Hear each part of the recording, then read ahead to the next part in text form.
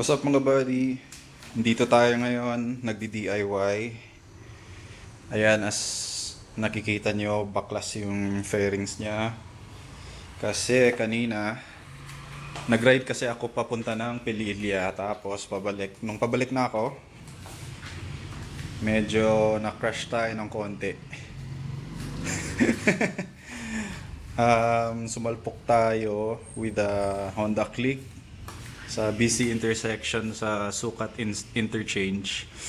Tapos eto, as sa nakikita nyo, lubog yung headlight natin kasi dito tumama yung paa ng angkas niya.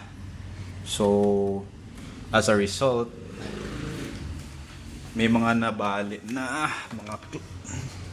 mga clips sa fairings. So tingnan nyo, ito.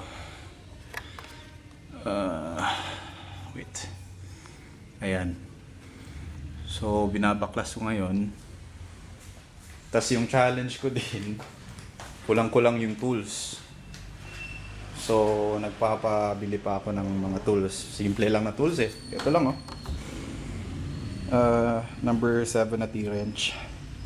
So anyway, yung damage is basically minor lang naman. Etong konting scratch sa paint, tapos yung mga brackets nga, so kaya hindi na aligned yung, saan ba yan? Nakikita ko yun dito eh, ito pala. Ayan, dito sa other side din wasak.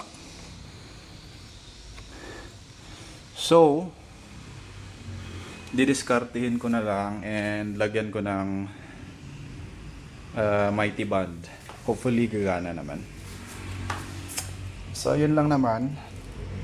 And abangan nyo mamaya mag-edit din ako ng ride natin sa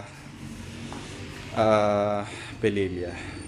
So hopefully maayos ko to ngayon para all goods na and condition ulit ng motor natin. So yun lang naman. Peace out.